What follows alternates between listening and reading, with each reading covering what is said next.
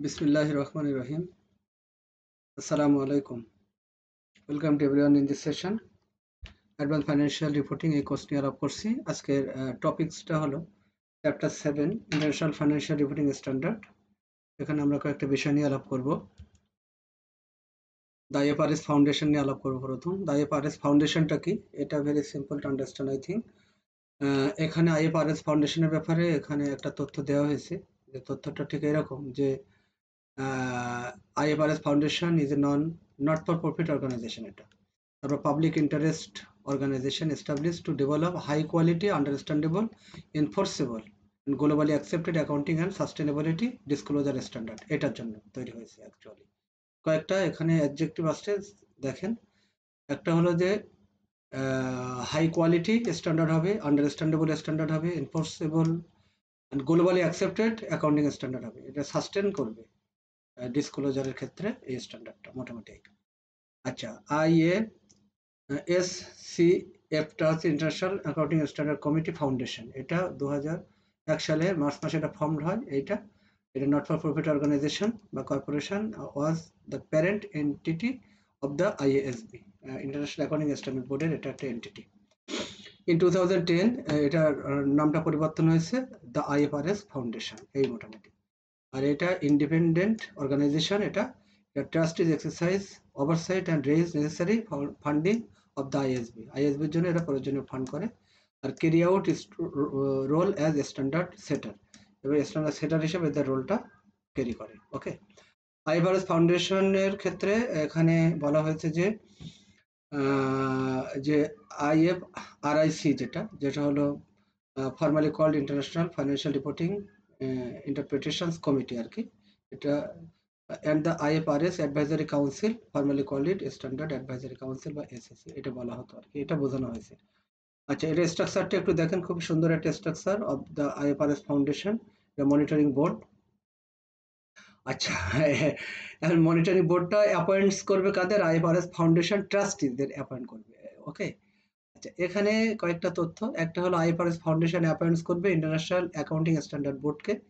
আচ্ছা, এরা অ্যাপয়েন্টস করবে IFRS অ্যাডভাইজারি কাউন্সিলকে, এরা অ্যাপয়েন্ট করবে ইন্টারন্যাশনাল সাস্টেনেবিলিটি স্ট্যান্ডার্ড বোর্ডকে, এরা মানে অ্যাপয়েন্টস করবে IFRS ইন্টারপ্রিটেশনস কমিটিকে। এরা এই 4 ধরনের গ্রুপকে অ্যাপয়েন্ট করবে। ওকে, আচ্ছা, অ্যাপয়েন্ট করলো, তারপরে কাজ কি? এরপরে কাজ হলো যে এই এই যে IASB এরা রিপোর্ট করবে এদেরকে, that mean IFRS ফাউন্ডেশনকে।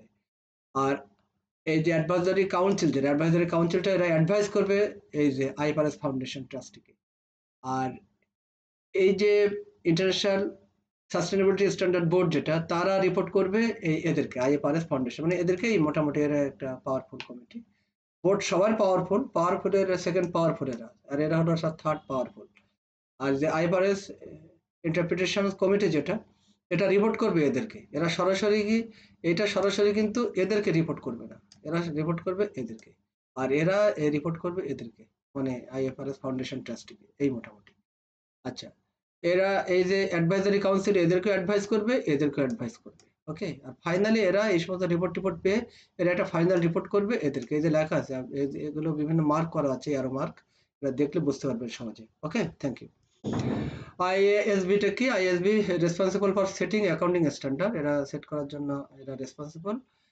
It is made up of the 15 full time members, এরা 15টা মেম্বার আছে, 15 জন ফুল টাইম মেম্বার্স।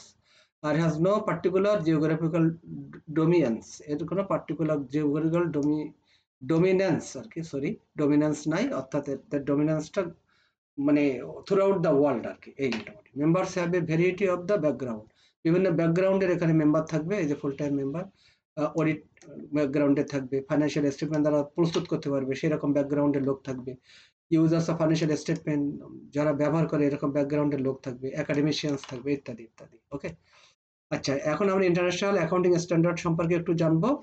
এটার অ্যাকনোনিমসটা হচ্ছে এইটা IAS, এটা stand for international accounting standard. Okay, আচ্ছা, এই this is set of accounting standard by, এটা সেট করে কারা? By the IASC, that means international accounting standard committee কর্তৃক এটা সেট হয়। এটা লোকেটেড হলো লন্ডনে, ইংল্যান্ড আর কি।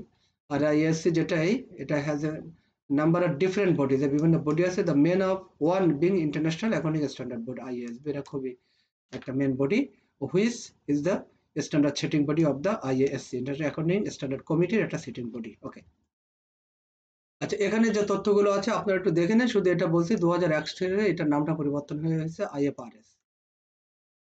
আচ্ছা, আইএফআরএস সম্পর্কে আমরা জানবো যে আইএফআরএস হচ্ছে how information should be gathered and presented in financial report. এই কাজটা বেশি করে যে আমরা ইনফরমেশন কিভাবে গ্যাদার করব এবং কিভাবে প্রেজেন্ট করবে, এইটা ফাইন্যান্সিয়াল স্টেটমেন্টে বিস্তারিত রিপোর্ট প্রস্তুতের ক্ষেত্রে এটা সাহায্য করে আইএফআরএস এর এই স্ট্যান্ডার্ডগুলো। ওকে, আচ্ছা ফেয়ার ভ্যালু মেজারমেন্ট একটু জানবো। ফেয়ার ভ্যালু মেজারমেন্টটা কিছুই না, এটা সব কিছুতে ফেয়ার ভ্যালুতে আইএফআরএস ডিফাইন করে ফেয়ার ভ্যালু অ্যাজ প্রাইস। প্রাইসটা ফেয়ার ভ্যালুতে হবে, অর্থাৎ প্রেজেন্ট যে ভ্যালুটা সেই ভ্যালুতে এটা হবে। এটা হচ্ছে মার্কেট পার্টিসিপেন্টস না করলে ফেয়ার ভ্যালুটা অ্যাকচুয়ালি বোঝা যায় না। ধরেন আপনার বাসায় এমনি নর্মালি বলছি যে ধরেন কলা আছে, ব্যানানা আর কি, ব্যানানাটা যতক্ষণ মার্কেটে না নেবেন এটার কিন্তু তখন ফেয়ার ভ্যালু বোঝা যাবে না। অনেক সময় কোরবানির যে হাট হয়ে গেল, একটা ছাগলের দাম কত, দেখা যাচ্ছে কেউ বলছে একটা ছাগল হচ্ছে 30,000 টাকা, 50,000 টাকা, 12 লাখ 15 লাখ ছাগল কাণ্ড, এটা বাদ দেন। নর্মাল যে কাণ্ড কারখানা 30, 35, 10, 12, 15,000 ছাগল কিনছে অনেকে। তখন এই ছাগলটা অনেকেই বলে, আচ্ছা ভাই আপনি কত দাম দেবেন বলেন, দুইটা বিষয়, যে আচ্ছা ঠিক আছে এটা 12,000 দিলাম। আরেকজন কাস্টমার 12,500 বললো, আরেকজন কাস্টমার 13,000 বললো, তাহলে ওনার একটা ছাগলের দাম সম্পর্কে কাস্টমার যে বিক্রেতা সেলার তার একটা মানে কনসেপ্ট গ্যাদার করতে পারলো, এই আর কি। এইভাবে যখন একটা মানে কম্পিটিশন মার্কেটে যখন এটা ট্রেড হয় তখন এটার ফেয়ার ভ্যালুটা বোঝা যায় আর কি। তো এখন এই ফেয়ার ভ্যালুর কিছু অ্যাডভান্টেজেস ডিসঅ্যাডভান্টেজেস আছে, এটা একটু দেখেন। অ্যাডভান্টেজেস গুলো এখানে দেওয়া আছে যে relevant to users decision, user ডিসিশনের ক্ষেত্রে খুব সুবিধা হয় এই। আর কনসিস্টেন্সি বিটুইন কোম্পানি, বিভিন্ন কোম্পানির সাথে এটা সামঞ্জস্যতা বিধান করা যায়। আর প্রিডিক্টস ফিউচার ক্যাশ ফ্লো সম্পর্কে প্রেডিকশনটা ভালো হয়। আর ডিসঅ্যাডভান্টেজ আছে বেশ কিছু, তার মধ্যে সাবজেক্টিভ নট রিলায়েবল, এটা রিলায়েবল না বলা হচ্ছে, হার্ড টু ক্যালকুলেট। ক্যালকুলেট আসলে যে কোনো বিষয়ে প্রেজেন্ট সিচুয়েশনে ক্যালকুলেট করা কঠিন হয়ে যায়, মানে একদিনে ক্যালকুলেট করবেন কিভাবে, হাউ কুড ইউ ক্যালকুলেট। তারপরে টাইম অ্যান্ড কস্ট, এটা সবসময় তো এটা করা সম্ভব হয় না। ল্যাক অফ প্র্যাকটিক্যাল এক্সপিরিয়েন্স, অনেক সময় থাকে না এটা। Less useful of ratio analysis, ratio অ্যানালাইসিসটা এটা বায়াস হয়ে যায় অনেক সময়। আর misleading in a volatile market, অনেক সময় যে আমাদের যে মার্কেট যে ওঠানামা করে, ফ্লাকচুয়েট করে, ভলাটাইল হয়, এটা একটা মিসলিডিং হয়। অনেক সময় দেখা যাচ্ছে কাঁচামরিচ এত দাম, কাঁচামরিচ এত দাম, ফ্লাকচুয়েট করছে, স্কয়ার অ্যাকাউন্টিং প্রাইস হচ্ছে, এটা একটা ঝামেলা। হিস্টোরিক্যাল কস্টের সুবিধা আছে, এটা রিলায়েবল, যে আমি একটা জিনিস কিনেছি এটা কস্ট লিখে রেখেছি, ওটা একেবারে ওটার কোনো পরিবর্তন হয় না, একদম ফ্রেশ অ্যান্ড ক্লিন আর কি। লেস ওপেন টু ম্যানিপুলেশন, এটা ম্যানিপুলেট হওয়ার সম্ভাবনা খুবই কম থাকে। Quick and easy to ascertain, এখন যেহেতু লেখা আছে আমি 10 বছর আগে ফ্যান কিনেছি এত টাকা, 10 বছর আগে ফার্নিচার কিনেছি এত টাকা, কম্পিউটার কিনছি এত টাকা 3 বছর আগে, তো এটা অ্যাসার্টেন করা সহজ হয় যেহেতু আমরা লেখা থাকে এটা আগে থেকেই। আর মেসিং কস্ট, এটা কস্ট অ্যান্ড রেভিনিউর সাথে মেসিং করা খুব সুবিধা হয়। প্র্যাকটিক্যাল এক্সপিরিয়েন্স অ্যান্ড ফ্যামিলিয়ারিটি, এটা।